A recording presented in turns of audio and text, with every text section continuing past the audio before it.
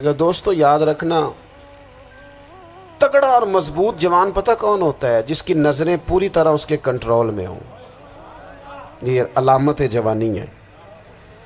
جس آدمی کا پوری طرح، دو لوگ دنیا میں کبھی کوئی کارنامہ سر انجام نہیں دے سکتے، ایک جو حرام کھاتا ہو، ایک جس کی نظر ناپاک ہو۔ محمد بن قاسم جب یہاں آئے تھے نا، تو ایک دن بڑے پریشان تھے، تو ایک بزرگ کہنے لگے آپ کیوں پریشان ہیں؟ کہنے لگے راجہ دہر سے مقابلہ ہے اور ہماری فوج تو سندھ کے رستے بھی نہیں جانتی، زبان بھی نہیں جانتی، لڑیں گے کیسے؟ 2-4 دن کے بعد ان بزرگوں کی دوبارہ محمد بن قاسم سے ملاقات ہوئی تو بڑے خوش تھے۔ کہا اب آپ کیوں خوش ہیں؟ کہنے لگے وہ میرا مقابلہ نہیں کر سکتا، میں نے تحقیق کر لی ہے۔ کہا کیوں؟ کہنے لگے نظر کا گندہ ہے، اور جو نظر کے گندے ہوتے ہیں وہ میدانوں میں ٹھہرا نہیں کرتے۔ میدان کے لیے نکلنے کے لیے پاک جوانی کی ضرورت ہوتی، تطہیر مزاج ہونا ضروری ہوتا ہے، پاکیزہ افکار اور سچی اور سچی ستھری سوچوں کا ہونا ضروری ہوتا ہے۔ اس لیے فرمایا کہ میرا مقابلہ نہیں کر سکتا۔ حضرت عبداللہ ابن حذافہ کمرے میں تھے، تو وزیر کی بیٹی اندر سجی سنوری پہنچ گئی۔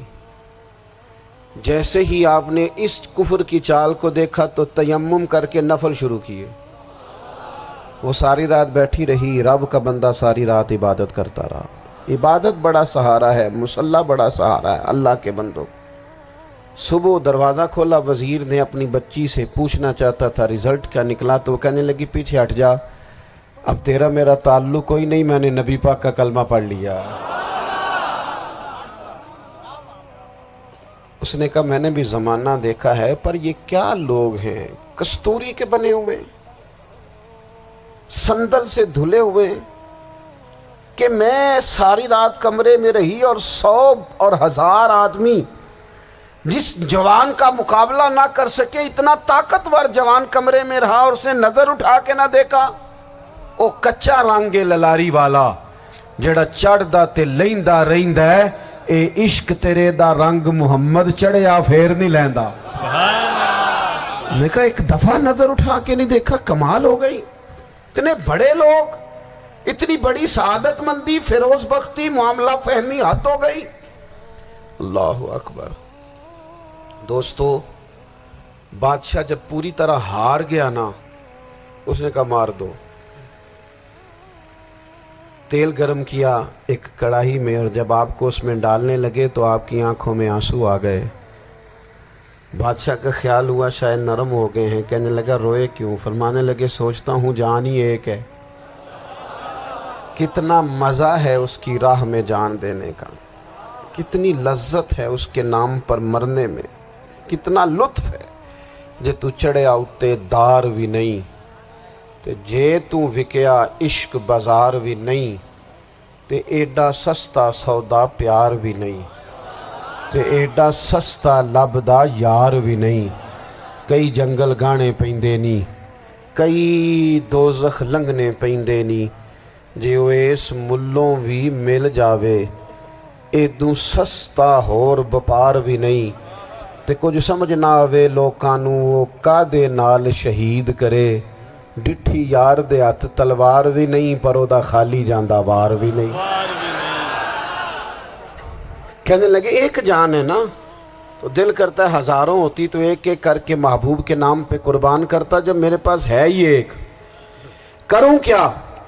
حضرت عبداللہ ابن حذافہ رضی اللہ تعالیٰ عنہ جب روئے اور بادشاہ نے یہ بات سنی، تو بادشاہ اٹھ کے کھڑا ہو گیا، سارے وزیروں مشیروں کو کہنے لگا تم نے کہا تھا نا بندہ ضائع کرنے والا نہیں، یہ بھی ضائع کرنے والا نہیں۔ کہنے لگا میرا ماتھا چومو، تم جیسے لوگوں کو قتل نہیں کرنا چاہیے، آزاد کرنا چاہیے۔ عزیز اپنی زندگی سے نا یہ بہت زیادہ ہرس، ہوس، طمع، اور یہ کسی بات کی بھی ہو، ہرس صرف پیسوں کی نہیں ہوتی ہے، شہرت کی بھی ہوتی ہے، یہ بیماری انسان کو اقتدار کی بھی ہوتی ہے، تعریف کی بھی بیماری ہوتی ہے، یہ سارے نقص ہوتے ہیں لوگوں کو، اور معاذ اللہ بعض جبوں کبوں کے اندر بھی ہوتے ہیں، وہاں بھی پنپتے ہیں۔ اپنی زندگی جب تک اس سادگی میں نہیں لاؤ گے جو رسول پاک نے عطا فرمائی ہے، جب لوگ آسانیوں میں پوری طرح الجھ گئے تو پھر وہ دور ہوئے اور کفر چڑھ گیا۔ دوسری بات، اللہ کے محبوب صلی اللہ تعالی علیہ وسلم کی محبت ہم سے تقاضا کرتی ہے کہ ہم اس مشن کے لیے کام کریں جس مشن کے لیے رسول پاک نے کام فرمایا ہے۔ ہم سارے کام بڑے مضبوطی سے، سوچ سمجھ کے، تدبر سے، حکمت سے، تقاضوں کو مد نظر رکھتے ہوئے کرتے ہیں سارے کام۔ دین کے کام میں ہمارا مزاج نہیں ہوتا، او ہو جائے گا جی، آپ بسم اللہ پڑھیں جی، شروع کریں جی۔ آپ تقاضوں کو سمجھیں، چیزوں کو دبائیں نہیں، چیزوں پر غور کریں۔ کسی کے ذہن کی سطح پر سوال ابھرتا ہے، اس کا تسلی بخش جواب دیں۔ اپنی زندگی میں دین کے کام کے لیے اپنے آپ کو وقف کریں، اور دین کے کام کے بہت سارے پہلو ہیں۔ ہزاروں لوگوں کو قرآن پاک ٹھیک پڑھنا نہیں آتا، ہزارہ لوگ ہیں جو قرآن مجید کے مطالب سے آگاہ نہیں ہیں، دین کی بنیادی ضروریات سے لوگ نابلد ہیں۔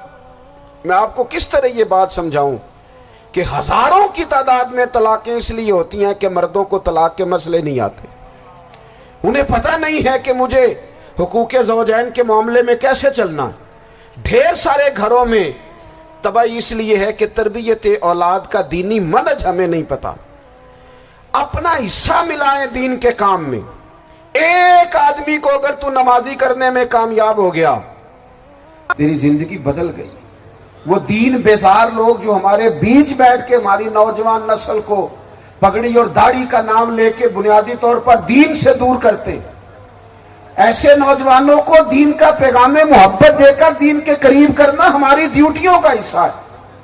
ہمیں ذمہ داری کا احساس کرنا پڑے گا، ہمیں یہ خاص قدم اٹھانا پڑے گا، توجہ دینی پڑے گی۔ مساجد، مدارس، میں آپ سے عرض کروں، اتنی ڈٹ کے مخالفت ہوتی ہے نا مدرسوں کی، اتنی ڈٹ کے۔ میں ادارہ چلاتا ہوں، اس کے چلانے میں جو مشکلات ہیں وہ تو ہم بتا نہیں سکتے آپ کو، اس لیے کہ میری قوم، میرا اس قوم سے تعلق ہے جو نعت خواں امیر کرنا چاہتی ہے، مدرسے نہیں۔ ہاں، نقیب خطیب پیدا کرنا چاہتی ہے، شعر و شاعری کی زندگی کو پروان چڑھانا چاہتی ہے۔ فقط ہمارا ان لوگوں سے تعلق ہے جو لاکھوں کروڑوں روپیہ محافل پہ لگائیں گے، اور قاری صاحب بیچارے اگر مسجد کا کوئی ہونے والا کام کسی وقت بتا دیں گے تو وہ بڑی مشکل آ جائے گی ان کے لیے۔ یہ کیسے ہو سکتا ہے، آپ نے یہ ڈیوٹی بتا دی۔ مدارس، اور جتنا اہم رول دین کو پھیلانے میں مدارس اسلامیہ کا ہے، اتنی زبردست، لوگوں کا خیال ہوتا ہے میری طرح کے لوگ شاید کام کرتے ہیں، ڈیوٹی کرتے ہیں۔ یہ 10-15 لوگ آپ کو نظر آتے ہیں جو آپ کو کہیں میڈیا پر یا ادھر ادھر ڈیوٹی کرتے، مخلص لوگ اپنی جگہ پہ، وہ بھی بڑا ہی کام کر رہے ہیں، جو میڈیا پہ آ کے بھی اخلاص سے اور درد دل سے کو دین کی، ان کی بھی کسی بات کی حوصلہ شکنی نہیں۔